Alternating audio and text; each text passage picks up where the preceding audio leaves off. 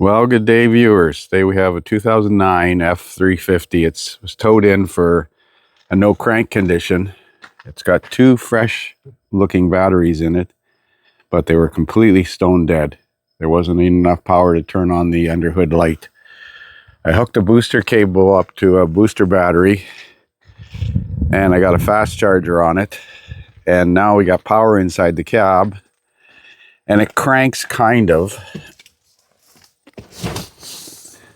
Let's see if we got a check engine light.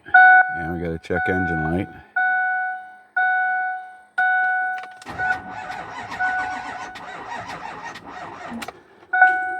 I'm going to let the batteries recover a bit. Let's get a scanner on this thing and see if we got the RPM signal. So we loaded the vehicle ID and we're doing a network code scan. I'm going to probably do another job while I try to let these batteries recover a bit. I don't know if there's a parasitic draw on this thing or something is causing the batteries to go dead, but then why doesn't it start? Maybe we have a primary fuel pump problem or something. It's got a full tank of diesel fuel according to the gauge.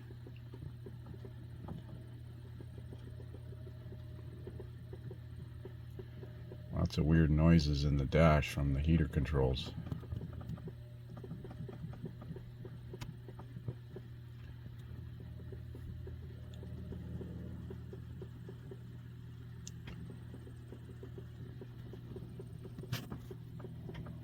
Coolant thermostat, exhaust gas recirculation, temperature sensor, EGR insufficient flow, cylinder 1 glow plug, fuel cooler pump control circuit open.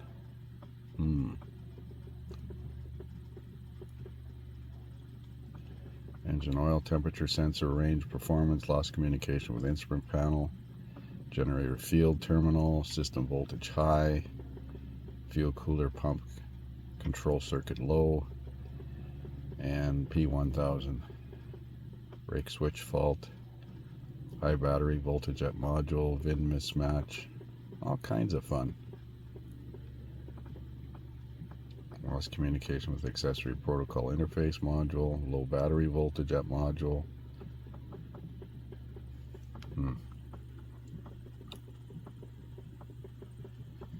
Well, I'm concerned about this fuel cooler pump control circuit one. The EGR, I'm pretty sure, is because it's deleted. Thermostat shouldn't cause a crank no start condition. Let's go back. Let's clear all the codes, read by code scan.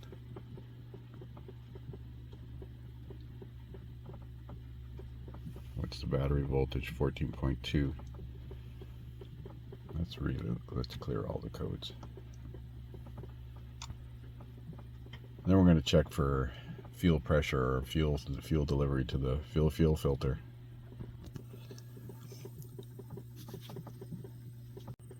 So I'm using the output controls to command the fuel cooler pump on, and I can hear it running. I wonder if there's a separate pump for the lift pump. Fuel pressure control, fuel pump lift command state. Let me listen for that.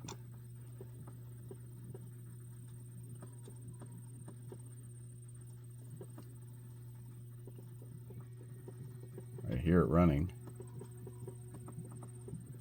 So let's check for fuel pressure. So I got a fuel pressure gauge hooked up to the fuel cooler there, and I've got about 5 psi of fuel pressure. And if I bleed off the fuel,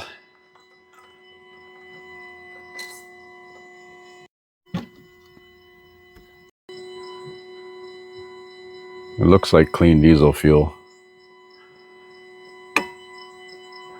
Now I don't know exactly what the pressure is supposed to be, but I'm expecting maybe 16 to 25 or something like that. 5 seems kind of low, but I'm going to look up the spec. So here's the component testing information for the fuel pump. Yeah, it says it's externally located in the inner part of the front frame vehicle frame rail assembly. but it doesn't give me the spec on the fuel supply pressure. So I'm going to look it up in Identifix. So according to service literature, that's within spec 4 to 7 psi. I would have expected it to be slightly higher than that, but that's what I found in Identifix. So let's go back and look at some data on the scanner and see if we got an RPM signal and if we got high pressure fuel pressure. So I'm going to do a key on and engine off injector electrical test.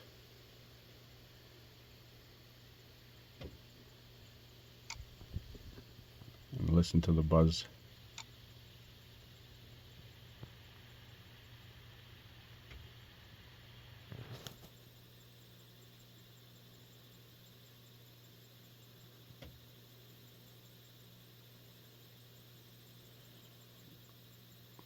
So these are piezoelectric injectors.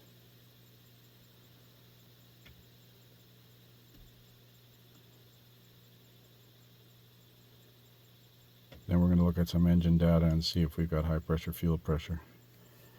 So electrically the injectors pass. So I'm going to build a custom data list. Engine management, and let's go into engine management. Let me build a custom data list here. So I built a custom data list from several data lists. I couldn't find engine RPM, but I did find cam and crank correlation. It's one of these data PIDs, but I'm watching fuel rail pressure desired and actual. This is fuel rail pressure in PSI, and this is fuel rail pressure desired. So let's try cranking. I'm going to wait for the charger to kick back on again. I can tell by the voltage it's switching on and off.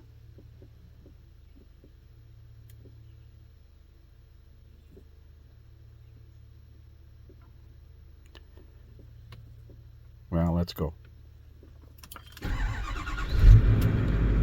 Well, I guess that answers the question. So maybe we're just dealing with a parasitic draw here, because the batteries were stone dead. I had a hell of a time getting it to crank fast enough to recognize it. So after charging them for a couple of hours with a booster on it as well, it started like nothing. Desired and actual fuel pressure are good. I'm going to save this just to be safe. So I've got my battery disconnect switch in series between the negative battery cable on the right battery and the post. Got it insulated with a rag. And I've got the left battery disconnected and insulated with a rag on the negative post. So it's drawing power off of the right-hand battery. And we're graphing 4.38 amps. That's like almost having the headlights on, or at least one headlight on, parking lights in the. And I can't hear anything running.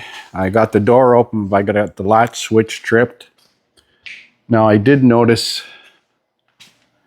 earlier that the radio display, it's an aftermarket radio, was lit up, but then maybe it was because it hadn't recognized the door opening yet. No interior lights on. And I don't hear anything running, but 4.4 amps is excessive, way excessive. Should be under 50 milliamps, that's 0.05. So we're gonna see if we can isolate where this draw is coming from. I suppose it could be the alternator.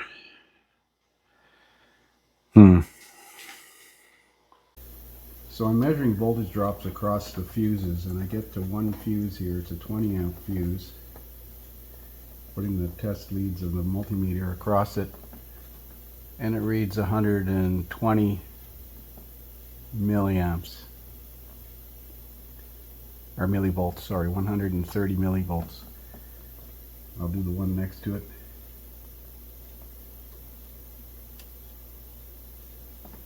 There is a warm relay in here, number 56.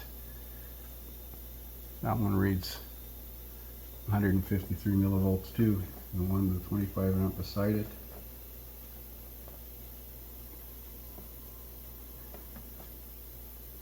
There we go, 0. Let's go back on this one, make sure I'm on the terminals. 160, 158.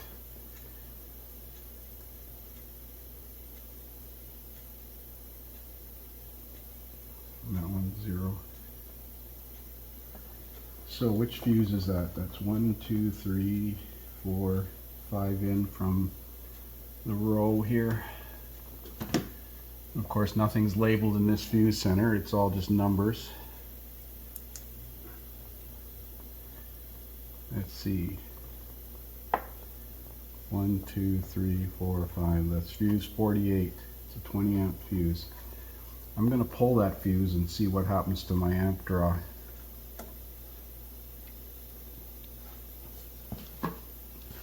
It's sitting at 4.2 amps. Let's pull that fuse out.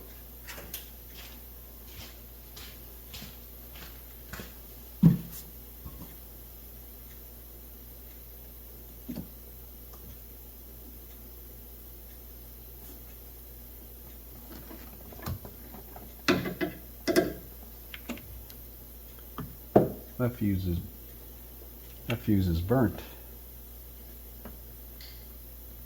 Well, that would explain why there's a voltage drop across it. I wonder what that fuse powers up. But it's burnt. Let's put a new fuse in there. Fuse 46. I got to check to see what that feeds. So now I put a new 20 amp fuse in here. And there's no voltage drop across it, but I'll have to figure out what fuse 46 feeds. I thought my hopes were up that I'd found the circuit in question. And I'm running out of mini fuses that I can actually test here. These JK fuses, we can't measure voltage drops across them. There's 2 more fuses at this end here. That's a 5 amp fuse. And this is a 15 amp fuse.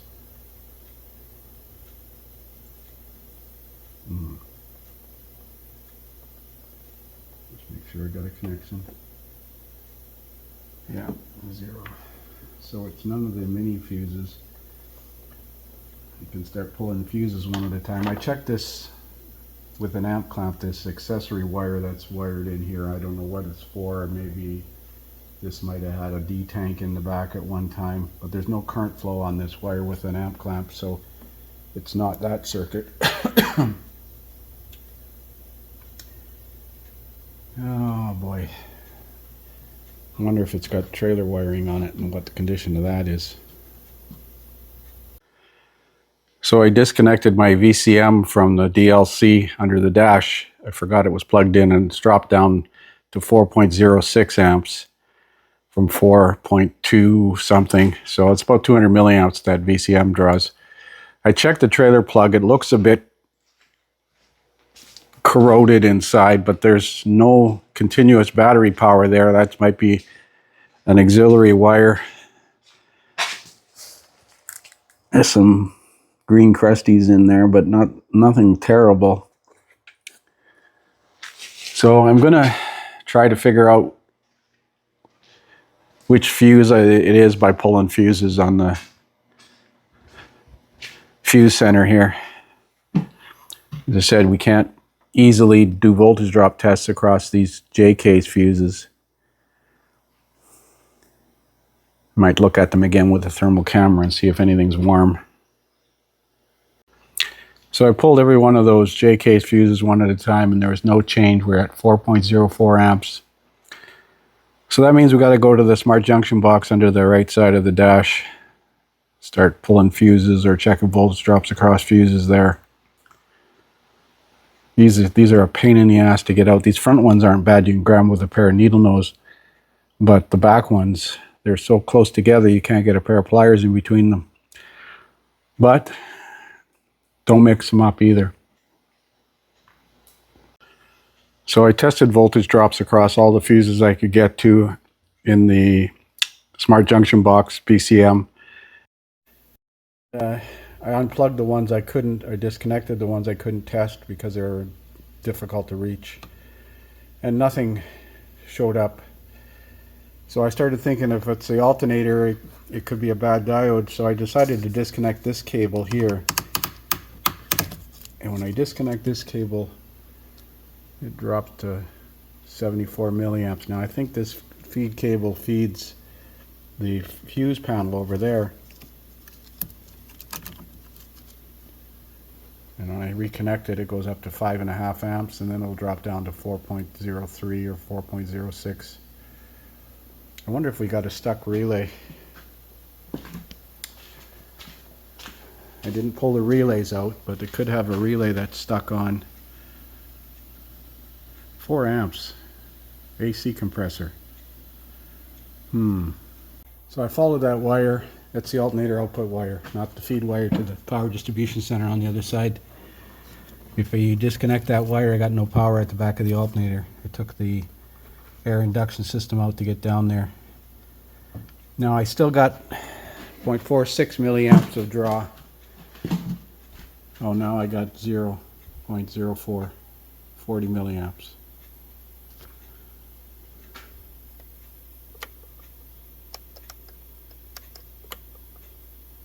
.42 milliamps. Okay, so this thing's going to get an alternator. Why didn't I check that first? And I mentioned it early. I wonder if it had a bad diode in the alternator. I tested the charging system output and it was charging, but I didn't do a diode ripple test. Oh well. So I've reconnected that alternator output wire, and I'm going to check the diode ripple on the lab scope and see if it actually would have showed me a bad diode instead of going through all this hassle that I went through. So I charged the batteries last night, fully charged both batteries. And they're sitting at 12.6, 12.57. I'm going to start it up and see what it goes to.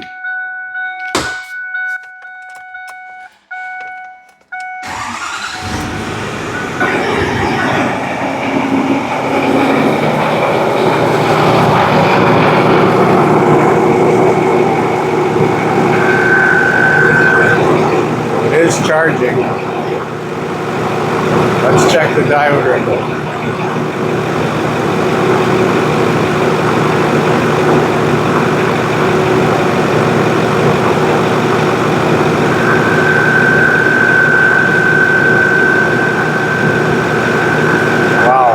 Doesn't look bad.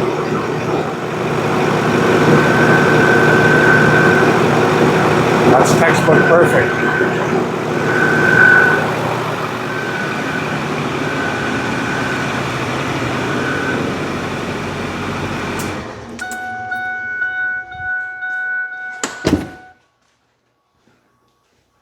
So that's odd that it's got a good diode ripple. I wonder if it's the voltage regulator in the alternator that's malfunctioning.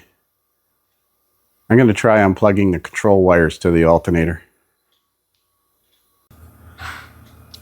So I'm glad that I did that, because I was beating myself up for not checking the diode ripple yesterday beforehand. But the diode ripple doesn't show a shorted diode, and yet we've got almost 6 amps of current flow. I don't have anything plugged in. Oh, the underhood light is on.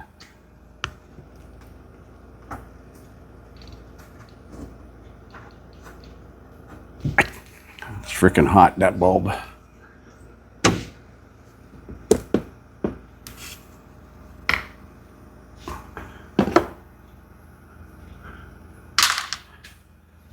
That underhood light draws almost an amp.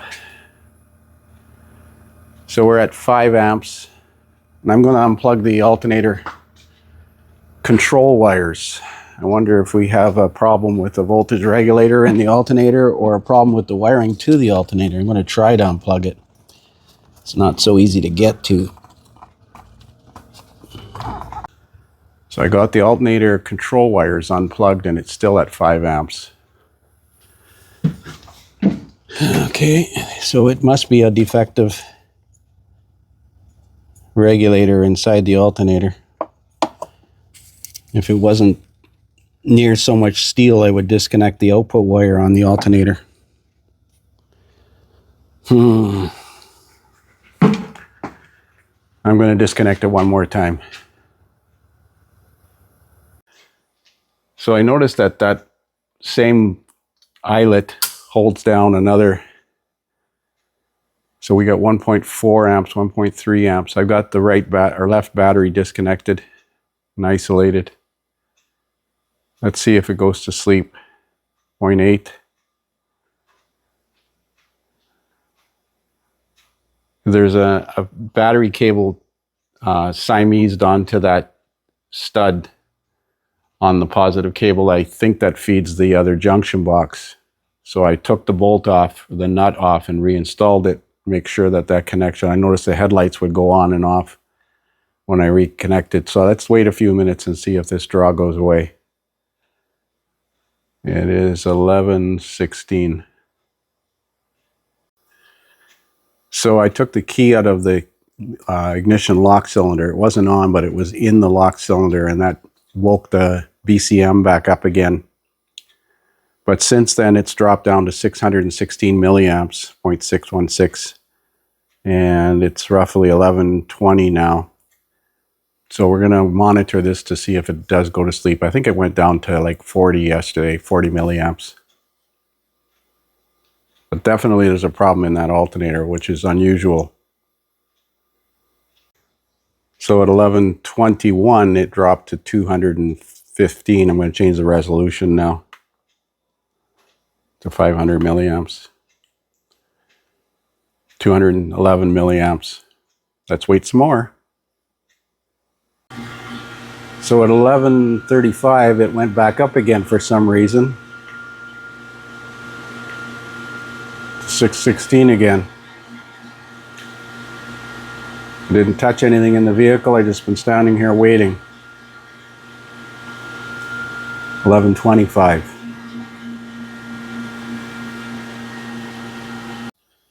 So at 11:27, I think it was, it dropped down to 43 milliamps, which is acceptable. Anything under 50, I would say, is acceptable, 0.05.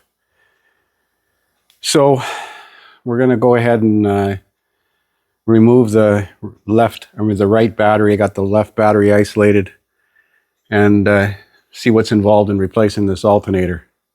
Doesn't look like it's too much fun. So remove the right battery tray.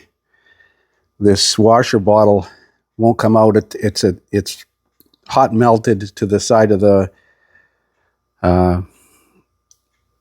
battery tray, and you can't move this over. You can't take this cack pipe out because it's flat. Won't go through the grill here. It's flattened, so it won't come up. It won't go down. That's about as much out of the way as you can get. I got the upper bolt, but the two lower bolts are lined up with the damn frame. So what do you have to do? Raise the engine? And I haven't got the serpentine belt off yet. The belt tensioner is way the hell down in there. This is not pleasant. Why do I work on these things? So there's the serpentine belt tool that I use to get the belt tensioner released. And you can get at the two bottom bolts through the wheel well over top of the frame socket with a wobble extension on it. I left the serpentine tool in there because it's holding the tensioner. I'm not changing the belt. The belt's in decent shape. The alternator comes out after you take this second tray out from the air filter housing and lift this harness up. It comes out of there. It definitely wouldn't come out through the inner fender unless you take the inner fender skirt out, which might be just about as much work. But I've got it on a hoist so I can lift it up to get at. You can get at the two bolts at the bottom. So let's look at this alternator. It's a Reman alternator in there.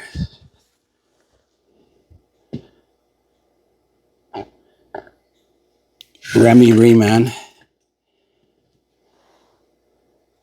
made in China. Well, I got another Reman to put in. So there's the alternator reconnected. I'm rechecking it now.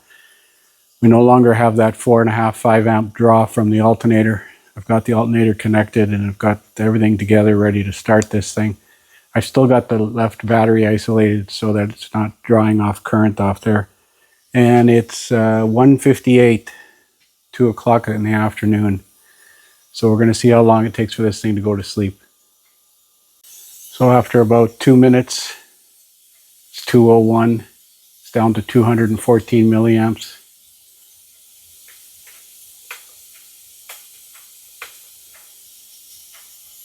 $212 to $215. So right at about 8 minutes, it spiked up to 450 milliamps. Was at 220. Now, it actually spiked up over 600. I saw this action before. It's like something's timing out. So it's 206, I think. I can't read that. 207. So at 2:09, roughly 10 minutes after, it dropped down to 250 and then dropped down to 43, 42, 43. And you can see it fluctuating there because there's an aftermarket car starter in this thing. I don't think he has the remotes for it, but... So provided the alternator charges now, once we put everything back together, this should be good. So there it is, back together and running, 13.1 at the battery. I just started it. Charge indicator light is off on the dash. I did set a fault code for the mass airflow sensor when I had it running with it disconnected, so I'm going to clear that code.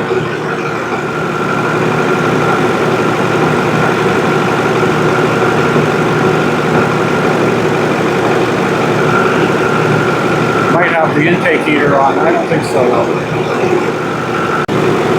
That's a little better, 14.1, 14.2. Check the diode ripple.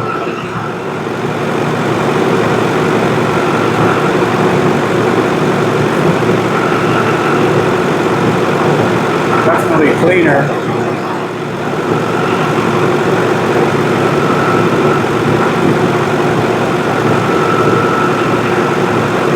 But that other one didn't show a bad diode either. Oh well. I'm going to look and see what fuse 46 is. I think that was fuse 46 that was blown in the fuse panel. So it's actually fuse 32, not 46. 46 is a 40 amp J case fuse. Fuse 32 is a fuel pump relay. That's interesting. 20 amp. But there's an asterisk. What does the asterisk mean?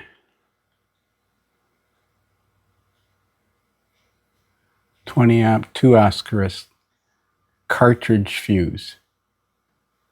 What the hell is that supposed to mean?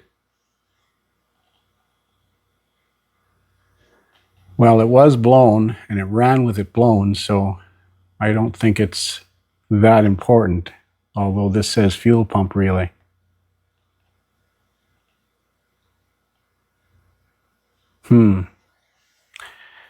Well, we'll mention it to the customer and he'll keep an eye on it, I guess. So for now, I guess we're done. Thanks for watching.